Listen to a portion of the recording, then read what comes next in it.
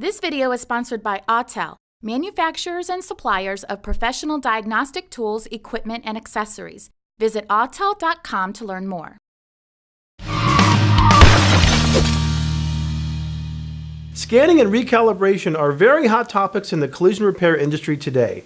Let's talk about some common and easily known repairs that require recalibration, and also some hidden and surprising repairs that require it.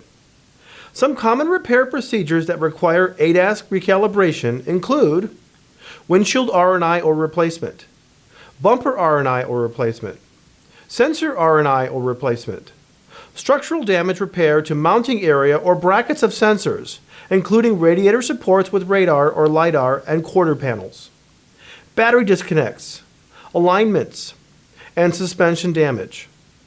Some hidden and surprising repairs that require recalibration include alignments and toe adjustments, aftermarket parts, modifications affecting ride height, any movement of sensors regardless if they're disconnected or not, and steering angle sensor calibration. Knowing these common repairs that require recalibration and repairs you might be surprised to know require recalibration could help you avoid submitting cycle time killing supplements. For these repairs, it is beneficial to use a scan tool with an ADAS module identification feature. This can help avoid unnecessary calibrations.